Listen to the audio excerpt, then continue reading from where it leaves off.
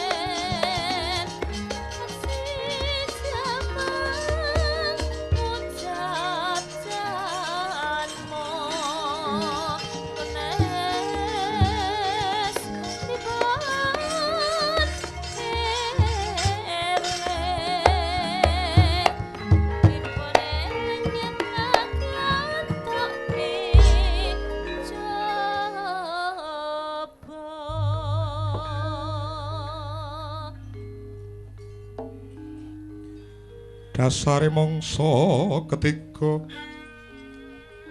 purnameng gegono riris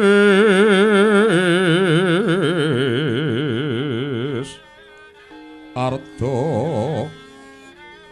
salah mangsa adat saben among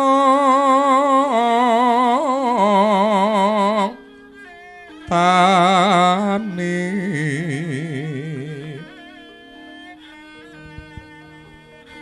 cumangka samyo ngayati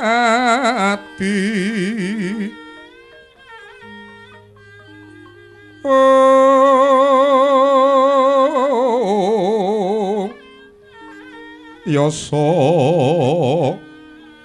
bedeng kinarya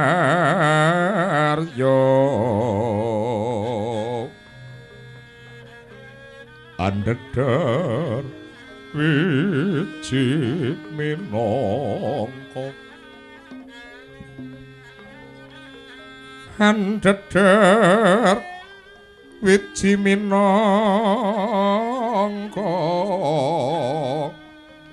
tumibaning mangsa sanga ucap bacak iring angin karna bukan nyusagara maning-maning keputungkon sepasang sang minggu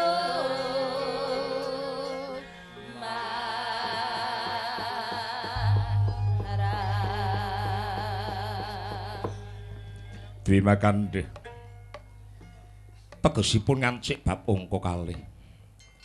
Sasirebing ngiwangarka gemantos ing dalu. Duk semana durung ana kang minangka sambunging kandha. Amung jemeduling Sang Hyang Sitaras mingredharsa mrabawani jagat. Dupi tatas kang kamantyan. Dewasane Sang Hyang Glisih kang munggel kawi. Kang tebih kinarya prak kang prak ginewadah. Kocap nalika semana wis ngancik pancine gara-gara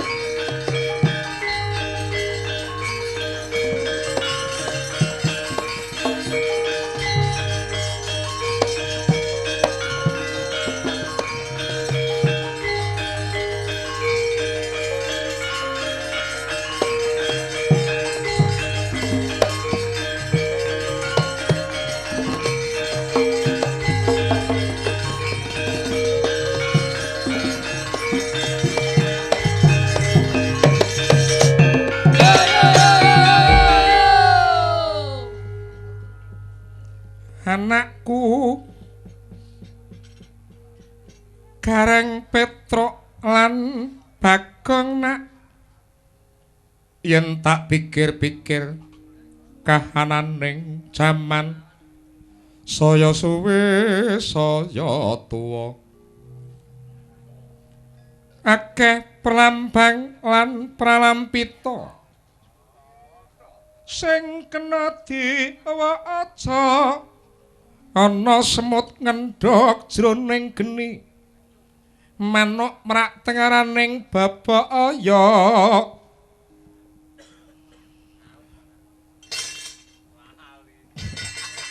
terus lho piye la iya sik to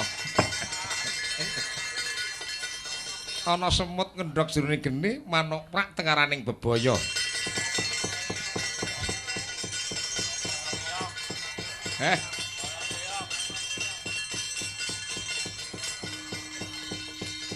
ana tikus greng kucing greng sing nunggone yo mas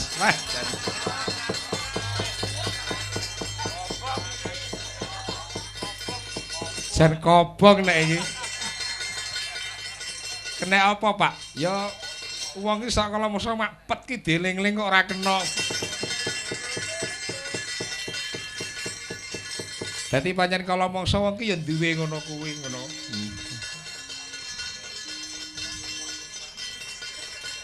Ana gong sak kenong matane wong tikuse padha ngidung kucing greng sing nunggone.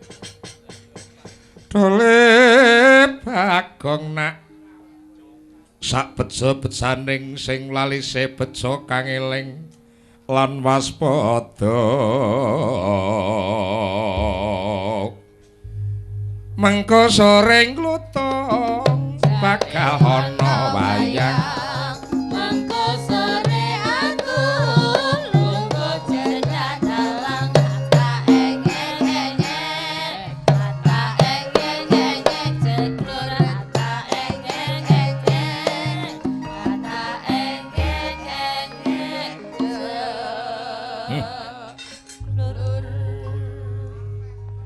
aku sira iki lho Semar lali iki. Ora kok jeneng lali iki ora kok Le. Ya pancen wong nek wis nyemar iki nek wis ana sesasi tenan. Rasane awak pira-pira bejo sing duwe kekuatan Mbak. Ora yagane, ora warangganane tetepe sing semangat. Ya mung kleru pas keong ki mau. Ora dadi ngopo. Witing klapa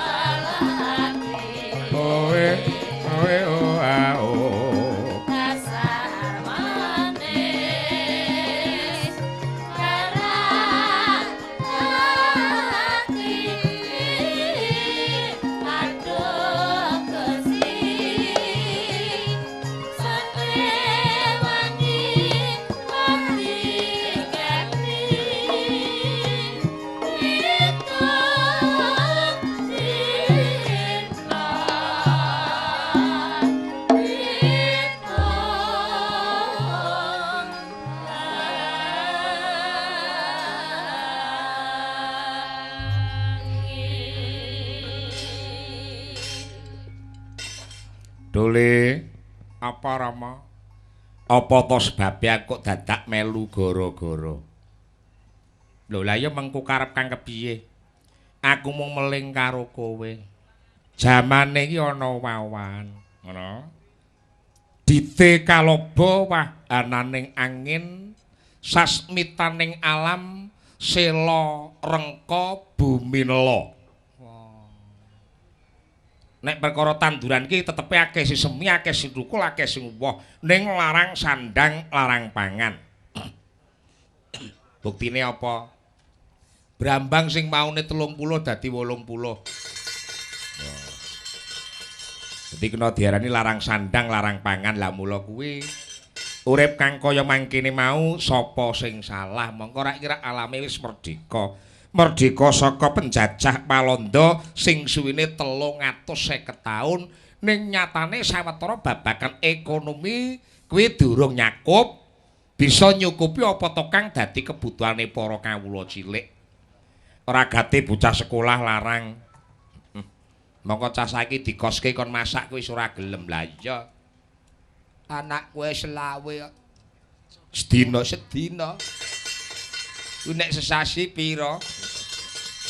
Dadi nyekolahke anak ki nek upama lulus SMA ngono, ragate ora kurang 12 juta ping 3. Kuwi maknane urung nek pinuju diwenehi tanggung jawab karo gurune kanggo ngeprint, kanggo ngenet, kae. Pira wae urung sangune, urung bensine. Lah iya kok. Dadi kok malah soyabot. Lah ya mula kuwi. Lah iki dadi garapane aku lan kowe. Ora mung para kawula klebu pangarsan negara ingkang kudu tanggung jawab nambal apa to kang dadi kuranging para kawula dasih. Mula kuwi Pak Ayah. Ya, saiki guyon ya guyon ning kudu nganggo wates, ngono. Sebab Jawa, jiwa Jawa kang kajawi, wong Jawa kudu bisa melaksanakan transendensi menyesuaikan ruang gerak lan waktu. Emanen Jawane. Aja dirusak wayange. Iya, Pak. Nadyan to saiki sing akeh perpaduan pentatonis diatonis tegese gamelan karo musik ning ya aja banget-banget akeh musike. Mula tak jaluk kanca dalang Tulungagung ayo dibalekke sentrale marang wayang, hiburan ya hiburan, penonton gumantung karo penyajine. Ah iya Kak.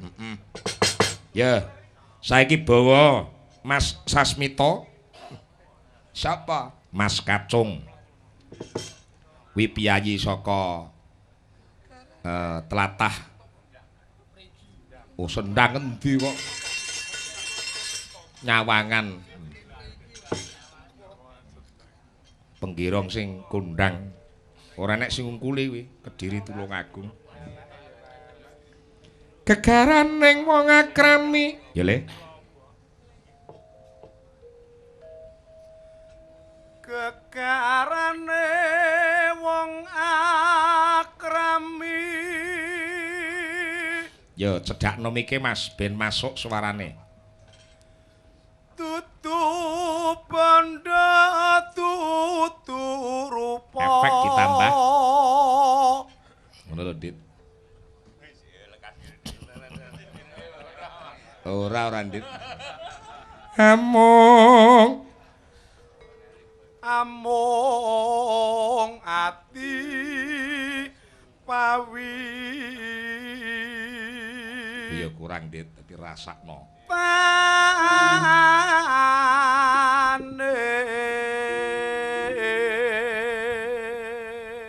Ngisep volume iki kudu kalem, ora kok bung. Aja digleyer kaya montor. Engko mesti benging. Luput. Ya. Luput pisan kena pisan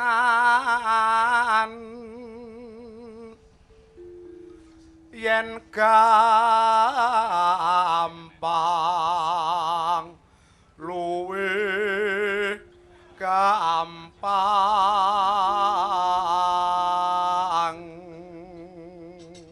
golek anak buah genep ki angel. Oleh anak buah Endra wis diweling wis ora kenek belas wis dat. Sore kontrolen piye? Ngono. Ganti kuning ndi, papan kuning ndi? Kuwi son sing kurang pas dikontrole dipaske Ndra metu. Diweling ngono iki. Wonge rung teka, sing rung teka sapa? Lah ya, wonge rung teka, sing rung teka ki lho sapa aku ngene. Oleh iki ngendi kok. Yen nangel yen angel angel ka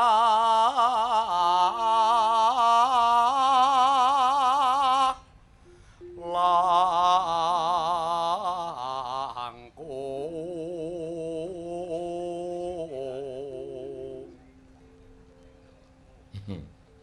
tan kanati numbas arto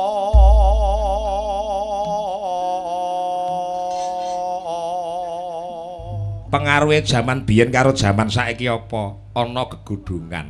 Anggere ana wit-witan lan gegudungan, son ki dirungokne ya banter. Biyen ki corong loro cukup nggih wayangan. Ning gandeng sakeh wujuding gedung sing dhuwur, sawetara kuwi dadi pepalang. Oh ngono le ha ya. Ya mangga dibacutke sarung jagung. Arepe sindan banter.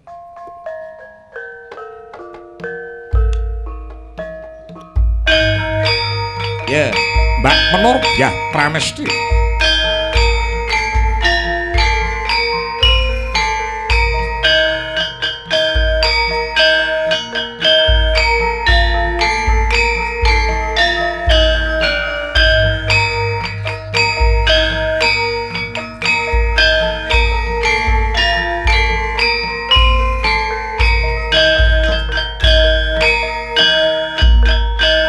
Yut.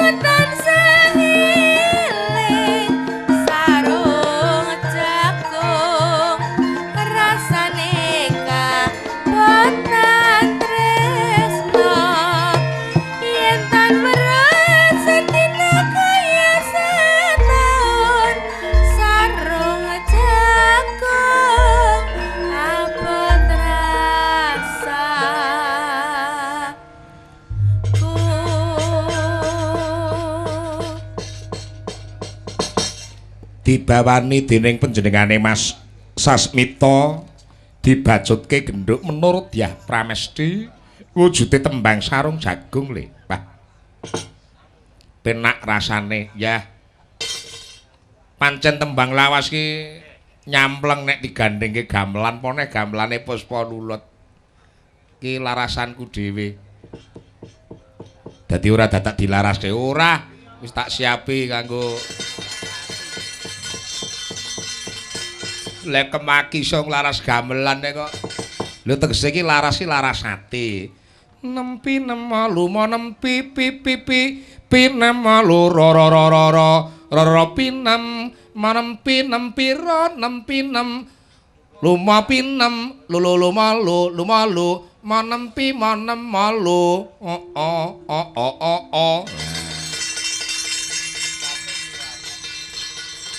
Matur suwun genduk menurut Dyah Pramesti. Ya, arepe tak bacutke. Ki ngaturke tembang Nyidam Sari. Lungguh wae ya, Nak.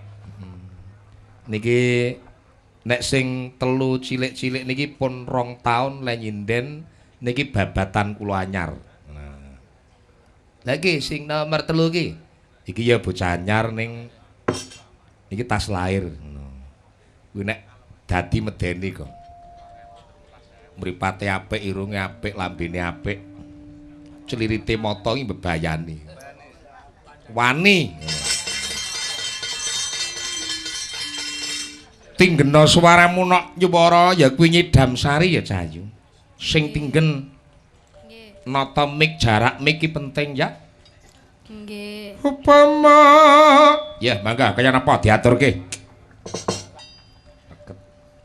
Upama sliramu segan melati aku kumbangi Nyidam Sari upama sliramu margi wong manis aku kang bakal ngliwati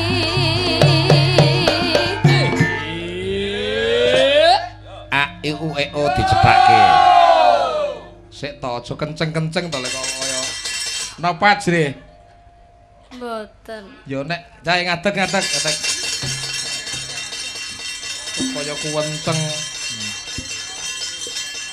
Lambene rasa diset nganan ngiring malah kaya wong kemayu. nggih Heeh, ya ngono. Lho. Kok kaya surasa sisi lagane. Sinek ngotot, sinek sen lintange. Ya.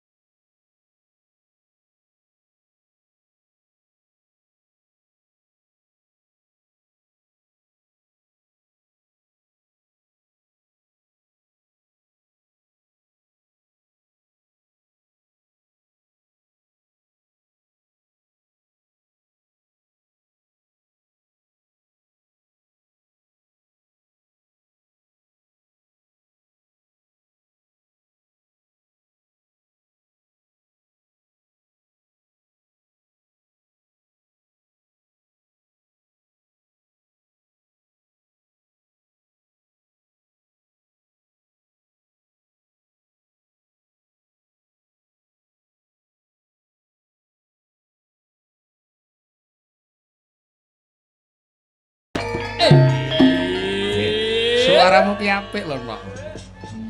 Mikir rada didake titik ya, Cahayu. nggih Nek latihan karo bapak ora pareng gawe kathok pendek, ya. Engko bapak marahin ngelirik.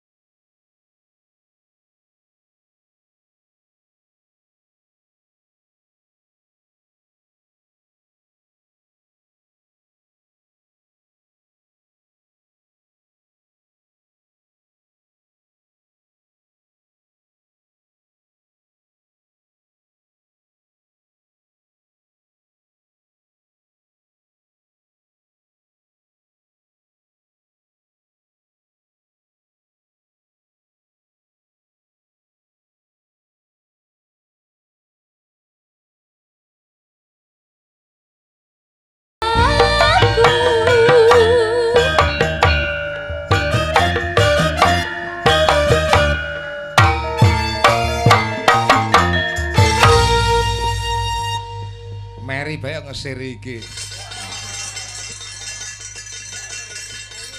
Apa ya kok? Angger iki sing nembang muni entuk tak to, entuk tak to. Aja lho, Mer. Piye? Prei ngopo?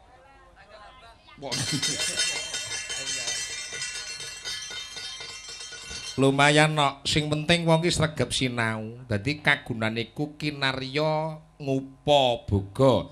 Wong duwe kepinteran digegulang kuwi kena kanggo golek pangupa jiwa. Wong utamane wong urip ki golek pangupa jiwa to.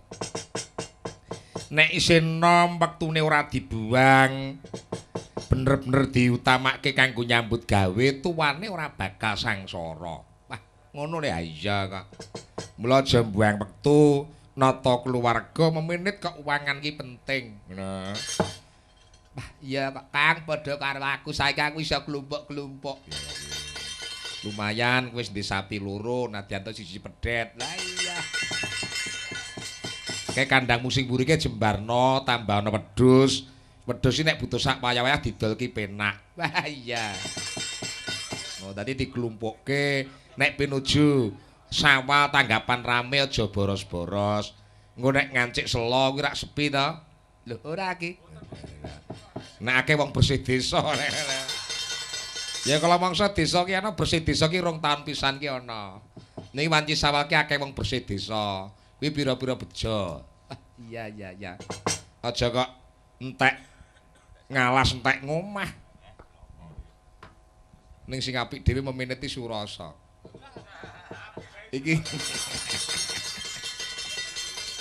sampai September iki wis entek iki. Maksude wis bon wis entek dadi aku jane ra ditanggung nek deng ngenteni aku ya mesti piye. Butuhe piye le aku ya ngono. Wah aku nole nyang kuwi. Nek tuwane tuwa kono. Ning gandeng le meminit ki pinter aku. Dadi ya tak le piye le butuh piye.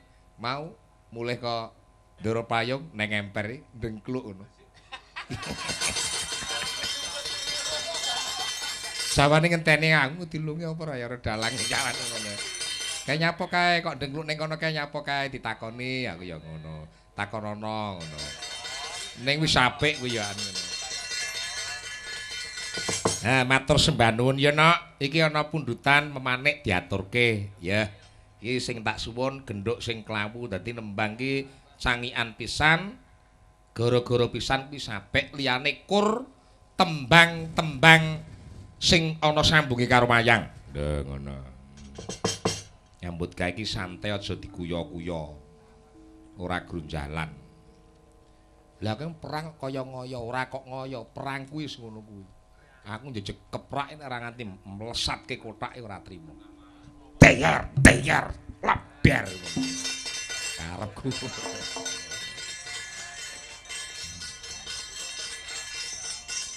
Ya nak kaya ngapa tak suwun genduk Septi Handayani. Mong sliramu niku taun 2004 kula gawe tembang memanik. Niki kula gawe tembang payung katresnan niki pun rekaman ning dereng sotingan. Golek sinden sing wis pokoke sing ora ning tunggale. Ayune sing ya nak jumeneng kaya ngapa genduk Septi. Nak gek dilemokke awake men disawang ming penak ya. Injih. Lah ya. Wong rupamu ayu. Mong sliramu kang dadi manik ing kalbu. Ya kaya ngapa? Mong sliramu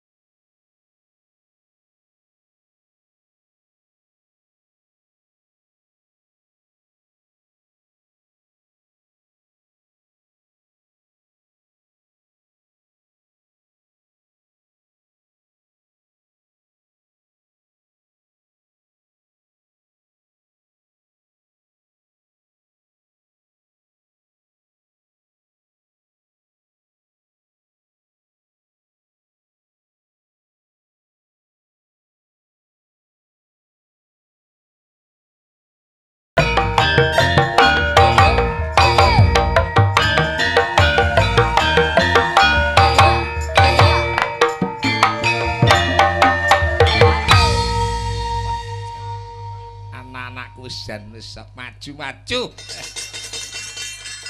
Tak pikir ya. Ati senggake ngono kok ora kena lha ya kuwi tak kok. Memanik wah penak banget kuwi pokok huruf hidup a i u e o kok cake apik no. Suaramu ki gandem kuwi ora kok loske. Volumemu mung 60. Mung kok loske dadi 80. Wah. Saya apik. Nek menur iki gayane idul-idul dadi ora tak dekeno. Ame penonton, Pak, sinden sampean sing kok sing idul-idul sinten, Pak? Wo, menor aku ya ngono. Dadi ben lungguh ha iki, Pak. Mbok niku mboten usah didekne to, Pak lho. Kae nek wis ngadeg ya apik lho nek tenanan ngono. Sing lusi saya. Nggih, radi masuk angin, Pak Su. Kula percaya panjenengane pancen wong piyayi ora nate mandeg kok. Bendina tanggapan sebi mpun 5 taun prene rak mung poso. Nggih to? Nggih. Lah niku kudu dijaga kewarasane. Nggih. Dereng nate sampe nyidrani ditimbali dereng nate. Nggih insyaallah. Mesti tepat waktu, disiplin. Ngene. Jumeneng ya, Nok. Nggih. Kula kalih sampeyan jen bah wong kok. Nggih, Bapak. Bandul kaya ngono. Sing gandul ki napa kula mboten duwe kebandul. Brose ngono.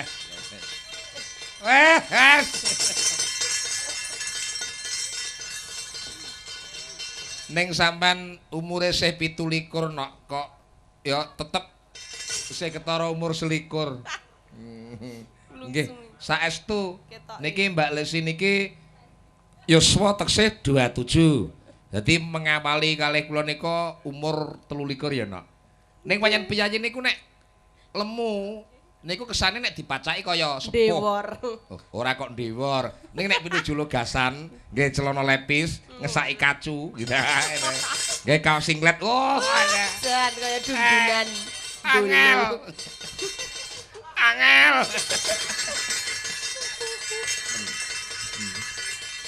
Kula pokok panjenengan wonten wah jan wis Mila to. atiku mongkok enten jenengan enten Mbak Riyanti atiku wis mongkok. Ning Mbak Riyanti nek karo aku sajae ngedo-ngedo ora masalah. Oh. Pilih melu kurni. Mbak enten pundutan mau kula niki jane ngaturke nek perkara campur sari nek mawon saged, slintutan nggih saged, prawan Kalimantan nggih saged. Ming pancen kula sengaja kula batesi men wayange mboten rusak. Kula angkah lagu sing sambung karo wayang, tetep nganggo gamelan musik. Ning lek oplosan mangke nggih mung musik. Mangke. Oplosan iso lho bisa no. Kuwi lagune Kabayan 5 taun kepungkur niku Kabayan teng griya kula. Ngono, Nur Bayan kok Kabayan. Kabayan niku lak saking Betawi ya. Napa melih ditambahi sing tukang melodi wah kaget Pak Sun. Batinku musisine Pak Sun kok enek sing kaya bobo. Teko ki ndase gondol ki ndamel kacamata. Ora ketok awake ketok mringi suntune tok. Sapa jenenge? Wis Mas, menenge wong sabar luhur pekasane sampeyan. Batinen tok ae. I love you Mas Gandhi. Biyen lek aku pokoknya nyar-nyare nderek Pak Sun, ngerti Mas Gandhi mesti nggawa cewek. Jan. Cewek ya. ABG Len. Lho kuwi ketarane ngono bareng tak kei pengasihan rusak. Laris niku nggih jenengan paringi pengasihan. Laris tak kei pengasihan terus seloyo kok. Lah. Apa ya enek tukang melodi karo turu begagah kengek ngono lho. Ya diaturke nganggo gerajakan Banyuwangen nggih, Pak. Monggo. Ya Mas, monggo.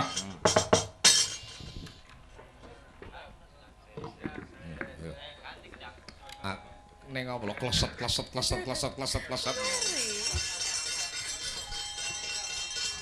Gerajakan Banyuwangi ayo le ngidorono ana rondo rapayu rapi. Rapinen dhewe. Saya esuk saya glenjeng. Ya, monggo Mas diaturke gerajakan Banyuwangi.